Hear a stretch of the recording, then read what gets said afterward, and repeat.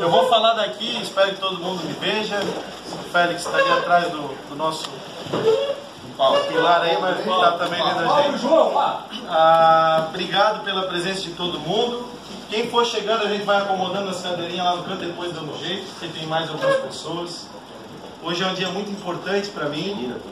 Eu estou comemorando 28 anos e eu preparei um discurso, que é um discurso, estou ficando velho, isso aí mesmo, que é um discurso que foi preparado com muito carinho, porque eu acredito muito no poder da palavra, né?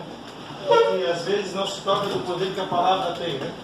O que a gente fala, o que a gente vive, às vezes a gente fala assim, breviariamente sobre opinião diversa, assim, e não se toca da importância do que a gente diz, como a gente pagou alguém, ou quando a gente quer dar os parabéns, às vezes não sabe se expressar. Então eu preparei um discurso que tem a ver com esse momento e eu gostaria que vocês ouvissem. Não é à toa que vocês estão aqui, não é à toa que cada um de vocês foi convidado. Quando eu olho para cada um de vocês, eu enxergo uma parcela da minha vida. E é por isso que essas mesas estão juntas, porque o meu discurso se baseia em que todos somos um só. Então por isso que quando eu cheguei aqui e vi as mesas separadas, eu pedi para juntar as mesas e eu peço desculpa. Porque ao chegar aqui, eu percebo amigos meus que eu nem sabia que eram amigos se cumprimentarem com grande efusividade, né? Então, acabei de pegar um cumprimento do Júnior Borges com o Mazinho e não fazia ideia que os dois eram amigos, mas os dois são meus amigos. E aqui a gente percebe como a nossa vida se entrelaça, né? Todo mundo que a gente conhece acaba conhecendo todo mundo que a gente conhece e a gente não se apercebe da importância disso. E é por isso que esse almoço é tão legal. Por isso que esse almoço é tão importante. Tem vários motivos da existência desse almoço. Esse almoço iniciou em 2014. Eu queria que levantasse a mão quem estava aqui em 2014. O seu Félix estava em 2015, seu Félix, mas tudo certo. O senhor está em 2015, tudo certo. Em 2014, quem estava aqui? 2014, pode levantar a mão bem alta, Félix. Eram mais ou menos 15. Seja bem-vindo, André. Pode sentar lá, ali, onde quiser, fica à vontade. Em 2014 nós éramos em 15, o seu Félix não estava, eu vou explicar por que, seu Félix. Em 2014 eu resolvi fazer um almoço de fim de ano para os meus mestres, para as pessoas que me formaram. Convidei alguns professores universitários, alguns professores de ensino médio, meu pai, Diácono Humberto, que sempre foi o nosso guia espiritual mais próximo, as pessoas ao meu redor. Naquela oportunidade estávamos em 15 ou 20 pessoas. E naquele almoço eu fui desafiado por um cara que me emociona muito falar dele, que é o filho do seu Félix, Félix Tais Júnior, uma pessoa que fez grande diferença na minha vida e que, apesar de não estar mais entre a gente, de ter nos deixado em 2016, logo na primeira semana que nós estávamos numa campanha eleitoral, né, correndo para cima e para baixo, é uma pessoa que ainda faz diferença na minha vida, mesmo não estando aqui. Mas pouco tempo estive no seu túmulo para conversar comigo mesmo, mas para pensar no que ele me diria. Então é muito importante esse almoço e as pessoas que aqui estão. Aqui não é política, aqui não é nenhum outro interesse adverso a esse momento. É uma forma de expressar gratidão a vocês que aqui estão, que fizeram diferença na minha vida. Hoje é o 5º almoço e é o almoço que eu completo 28 anos. Todo aniversário meu é uma verdadeira retrospectiva. Eu faço aniversário no dia 16 de dezembro, é final do ano. E todo final de ano a gente entra num estado de reflexão devido às festas de fim de ano sobre o que a gente está fazendo da nossa vida e o que a gente vai fazer da nossa vida. Seja bem-vindo, Alexandre, pode sentar, fica à vontade. Obrigado pela presença. E essa retrospectiva sempre me torna uma pessoa assim, às vezes, digamos, muito individual. Eu não gosto de comemorar o meu aniversário, e eu falo isso com tranquilidade. Ao trabalhar com a morte desde criança, eu percebo que a vida vai passando e às vezes a gente não vai comemorando os pequenos momentos, então eu não vejo sentido em comemorar o aniversário como algo tão diferente, porque eu procuro comemorar cada momento que eu vivo, devido à morte que está tão próxima de mim. Então é uma dificuldade para mim comemorar aniversário.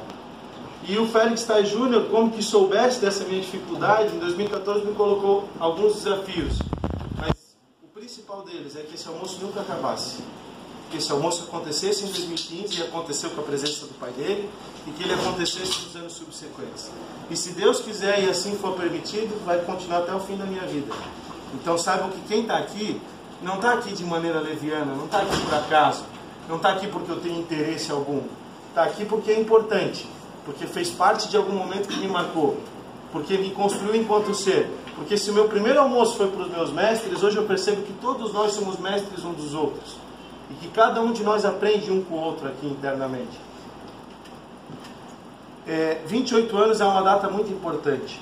Se nós pararmos para analisar a história humana e nos dedicarmos ao estudo, eu tenho me dedicado ao estudo nos últimos meses de uma maneira diferenciada, todo dia lendo, todo dia me aprofundando nos mais variados temas. Não acredito na academia como ela se apresenta hoje, acredito que as universidades estão falidas, mas não vou entrar nesse mérito.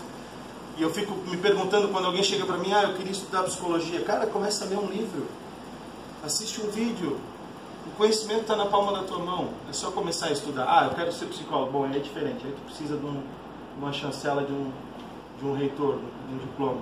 Mas para estudar ninguém precisa de universidade, para estudar basta querer. E nesses estudos eu descobri que 28 é uma data importante faz pouco tempo. De acordo com pesquisas e contrariando mais uma vez a legislação brasileira, a legislação brasileira diz que o jovem é aquele que compreende entre 15 e 29 anos. Mas os estudos internacionais, o mais aceito deles é o do Daily Mail, que é um meio de comunicação americano que fez uma pesquisa com jovens, mas também tem vários estudos científicos que dizem que a idade adulta se dá aos 28 anos. Isso é um entendimento científico, matemático. Com 28 anos, o jovem deixa de ser jovem e começa a se preocupar com a estabilidade financeira, familiar, espiritual. E se a gente pegar um ensinamento grego antiguíssimo, ele divide a vida em setênios, de 7 em 7 anos. Isso é um entendimento filosófico de milhares de anos. E se a gente perceber a cultura ocidental, a gente percebe que ainda é assim.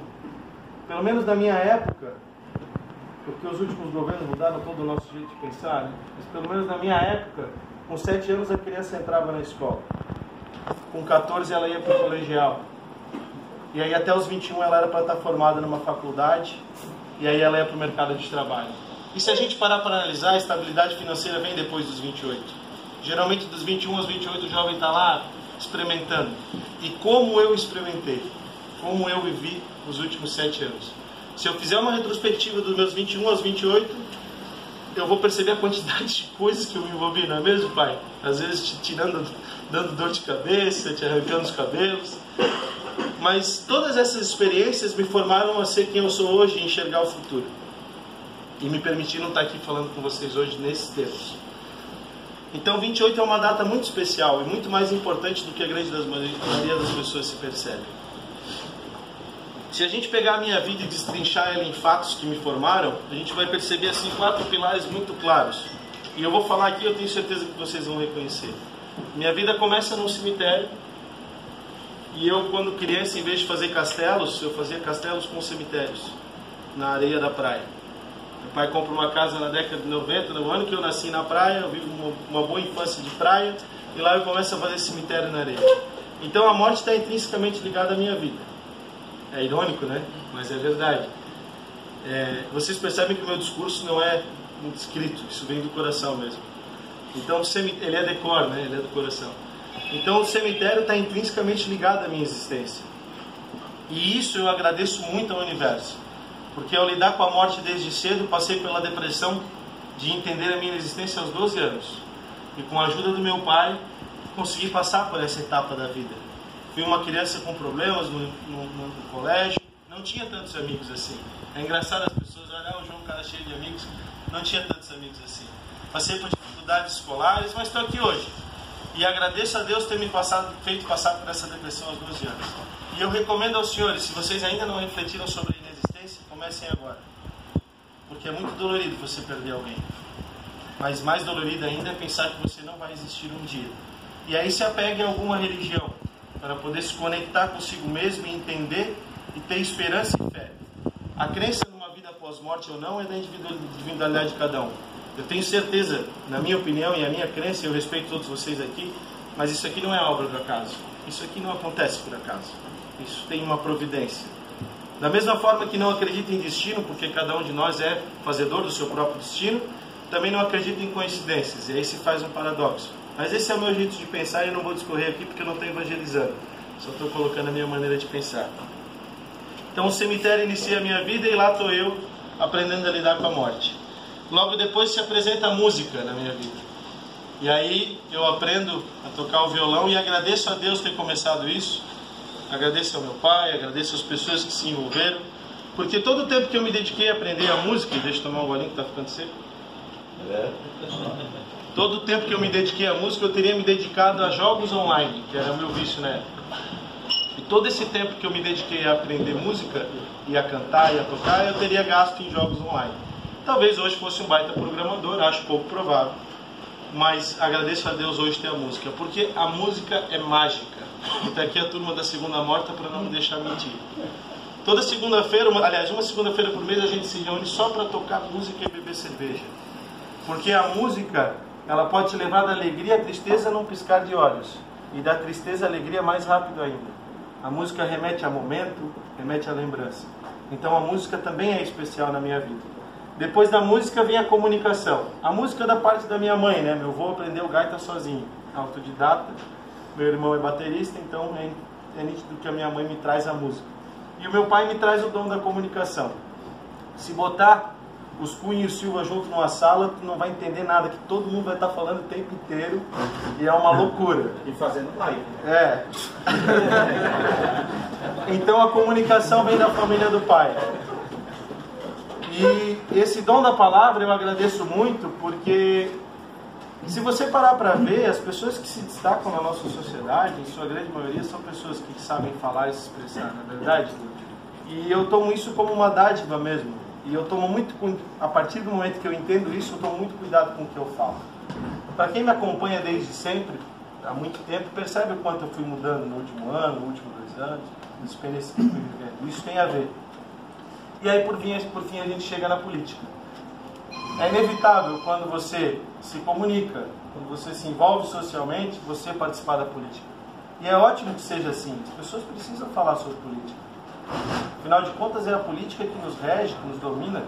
Hoje eu tenho tido acesso a conhecimentos que me fazem abominar essa república falsa que a gente vive hoje, de um capitalismo de compadrio que beneficia poucos e deixa tanta gente na pobreza.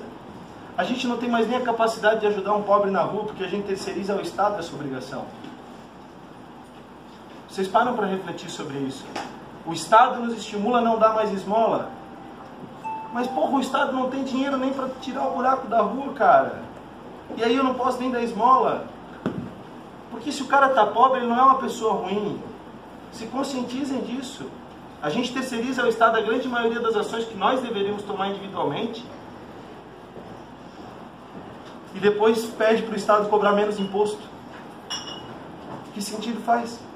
Se a gente quer menos imposto, a gente que assuma as responsabilidades do Estado. E só assim que as coisas vão mudar. Também não sou dono da verdade, tá? Às vezes me exalto aqui, mas é só porque estou num momento muito importante e reflexivo.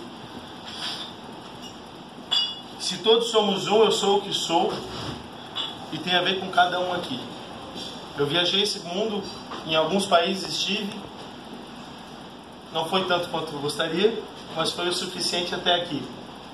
Em todos os lugares que eu estive, eu aprendi que de nada adianta estar no lugar se você não conhecer as pessoas que estão lá.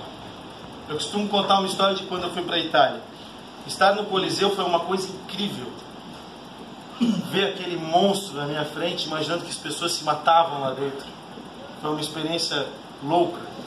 Mas se eu não tivesse conhecido o Wilson, que era o dono do boteco onde eu bebia cerveja na frente do Coliseu, nada faria sentido. Porque foi o Wilson que me contou as histórias da Itália moderna na frente do Coliseu. Foi o Wilson que reclamou que o governo fingia que estava limpando o Coliseu e gastando dinheiro à toa. Essas histórias que valem. Então cada um aqui dentro, eu carrego dentro de mim um pedaço de cada um de vocês, e eu gostaria de que vocês carregassem um pedaço de mim dentro de vocês. Enfim, ainda não tão perto do fim, mas quase, eu sempre gostei de estudar a etimologia das palavras. Se a palavra tem importância, a história dela é muito mais importante ainda. E isso se deu quando eu aprendi a palavra micro-ondas. A gente tinha um micro-ondas velho, lembra, meu pai? Girava lá para aquecer. E aí ele falou, isso é um micro-ondas. Eu, porra, micro-ondas? O que é micro-ondas? Aí micro-ondas é fácil de tu entender, né? Micro-ondas, né? Ondas pequenas, né? E aí eu percebi que cada palavra que me cerca tem uma origem. Porque até isso o universo nos deu ao Brasil, né? Ter uma língua tão completa como o português. Né? A gente é tão rico e não sabe aproveitar. O Brasil de tanta cultura, de tanta história, com história jogada no lixo. Sabe? A gente esquece o nosso passado, esquece de olhar lá para trás e perceber o quão grandioso foi a colonização desse país. Uma história vendida nas escolas absolutamente diferente daquilo que foi a realidade. É só vocês pesquisarem e irem atrás. É só querer adquirir esse conhecimento. E aí, na etimologia da palavra amizade, a gente encontra diversas definições. Umas que... Porque a nossa língua é influenciada pelo grego, pelo latim, pelo italiano, pelo espanhol, pelo inglês. Né? Hoje em dia, shopping, por exemplo, é considerado uma palavra em português já, e é uma palavra americana, né? A gente sabe. E aí, na etimologia da palavra amizade, você chega lá numa definição que seria mais consentida entre todos os entendidos, que seria que ela viria do verbo amare, amar. Amar em latim, né? Amar. Então, amizade é amar. E se você entende amizade e amar, amizade como amar, você tem que amar o seu amigo. E amar para nós, na nossa língua, é muito mais do que amizade, não é? Só que aí eu me pego no verbo amor. E aí eu fico me perguntando por que a nossa sociedade doente não é capaz de aprender a importância do amor. A gente não tem amor pelo nosso país. A gente não tem amor pela nossa história. As pessoas são ensinadas a não amarem a sua própria terra, a não amarem a origem de onde elas vieram. E isso é doentio, isso é um crime. Quando eu percebi isso, eu olhei, cara, isso é um crime. A gente se chama brasileiro, e isso faz pouco tempo que eu aprendi. Brasileiros eram os portugueses que vinham trabalhar no Brasil, que nem obreiro, carpinteiro. A gente está aqui trabalhando, sugando essa terra? Ou a gente é brasiliano, italiano, americano, brasiliano que ama esse país? Eu estou falando sério, sabe? É uma coisa importante. Pode parecer só uma palavra, mas é uma palavra que contextualiza toda uma realidade que a gente está inserido e não se questiona. E quando eu olhei para fora da bolha e percebi isso, eu disse, caralho, as pessoas ao meu redor precisam saber disso. E é por isso que eu estou aproveitando esse almoço. Eu sou brasiliano. Eu amo essa cidade, eu amo esse estado, eu amo esse país. Se eu fui para a política, foi para mudar a realidade. Não foi porque eu preciso. Graças a Deus eu tenho um negócio que me sustenta. Graças ao trabalho do meu pai, desde 1984, ele estou como zelador numa casinha de madeira, velha, com 2 filhos, e está lá e fez daquele cemitério referência nacional. Uma empresa, quando coloca missão e visão, a missão é aquilo que ela faz para a sociedade, a visão é aonde ela quer chegar. A visão sempre tem que ser inalcançável, para a gente nunca ficar na zona de conforto. A visão do cemitério São José poderia se resumir: ser referência nacional na atividade cemiterial. A gente já é referência nacional. O cemitério recebeu uma visita em 2013 de mais de 30 donos de cemitérios porque não entenderam como é que um cemitério no centro de Blumenau consegue ter uma saúde financeira tão positiva. Nós já somos a nossa visão. E aonde a gente quer chegar? É isso que a gente está se perguntando. Então, graças a esse homem, graças à história de vida dele, graças a todas as coincidências da vida, eu posso estar aqui dizendo para vocês: vocês são co-partícipes da nossa ignorância que foi instalada nesse país de não amar a nossa própria terra. E eu estou dizendo para vocês, aprendam a amar o nosso país. É claro, muitos de vocês já fazem isso, né? Não estou aqui condenando ninguém. Só estou colocando em palavras algo importante para mim. Então, amor à nossa história, amor à nossa terra e principalmente amor uns pelos outros. Ontem eu estava lá no encerramento do CDL Jovem, tinha um menininho com o ukulele tocando nas mesas. Eles nem perceberam direito, mas aquilo mexeu comigo. Músico que é músico sabe a dificuldade que é viver da música. Tá aí umazinha para não deixar a gente mentir. Talvez um dos maiores músicos da história desse país. Talvez não, é um dos maiores músicos da história desse país. E infelizmente por vezes não consegue o reconhecimento devido. Porque realmente é difícil, esse país não permite as pessoas se desenvolverem. Esse país quer as pessoas sugadas a ele. A gente está aqui todo dia trabalhando para sustentar uma corte de pessoas que se fez dona dessa máquina. Isso é um erro. Aí estava o menino lá tocando um violãozinho lá, o ukulele dele, eu tirei uma graninha, dei para ele, fiquei pensando, ninguém deu bola pro piá, entendeu? Eu pensei, pô, esse guri podia estar com uma faca na mão matando alguém na hora 15, cara, ele está aqui pedindo ajuda. E ninguém se toca. Então, assim, olhar para as pessoas ao nosso redor e amar mais, sabe? Isso é importante, isso faz parte. O amor é importante. Enfim, não é para ser triste o dia de hoje, né? Celebrar é também fazer um contrato, fazer um acordo. A gente está aqui celebrando esse momento. Quando a expressão celebrar um contrato, ela pode ser considerada historicamente redundante. Ela pode ser considerada historicamente redundante, porque celebrar também é fazer um acordo. E eu estou aqui celebrando com vocês esse dia tão especial e tão bonito, que vai, dia domingo só eu faço, mas todo ano foi antes, né? Então domingo eu faço 28 anos e a gente está celebrando aqui. E eu queria fazer um acordo com cada um de vocês. E se fiz todo esse discurso é por causa desse acordo. Que a gente saia dessa sala aqui um pouco mais energizado a difundir esse amor. O amor pela nossa cidade, o amor pelo nosso estado, o amor pelo nosso país, o amor pela nossa história e o amor pelas pessoas que nos rodeiam. Que a gente saia daqui com mais vontade de amar as pessoas que nos fazem bem e às vezes até as que não nos fazem bem. Porque esse é o grande desafio que até mesmo Jesus coloca, né? O amor ao próximo. Se a gente sair daqui amando um pouquinho mais essas coisas, com certeza o mundo vai ser melhor. O meu acordo com vocês é, eu não vou deixar de cumprir isso em hipótese alguma. E eu queria pedir a cada um de vocês que cumprissem esse acordo comigo. Saiam daqui pensando, se eu co-partícipe dessa sociedade, preciso mudar a minha realidade. O meu país não vai mudar porque o Bolsonaro foi eleito. Pelo contrário, a gente ainda tem desafios. Certo? Se o Bolsonaro foi eleito, mas se continuar com as mesmas práticas, não vai mudar nada. É a gente que muda, dia a dia, todo dia. Enfim, a mensagem é essa. Obrigado, vocês perceberam que eu me emocionei aqui. Eu peço desculpa se foi longo. Não estou aqui, né? Não quero aqui também ser o dono da verdade. Pelo contrário, eu sei que eu tenho muito a aprender com cada um de vocês. Ainda estou no início dessa caminhada que é a nossa vida. 28 anos é uma juventude, é jovem, né? Mas eu tomei a liberdade de deixar essa mensagem forte porque me senti na obrigação de fazê-lo diante do conhecimento que se apresentou a mim nos meus estudos. Eu com certeza vou passar a palavra, é assim que tem que ser, é justo. Eu só peço que quem usar a palavra, que use com responsabilidade, porque o uso da palavra sempre é algo muito importante e tem que ter responsabilidade. E que seja breve também, porque está todo mundo aqui morrendo de fome, né? Então, quem for usar a palavra que use com responsabilidade, seja. Mas sinta-se à vontade, ninguém aqui está.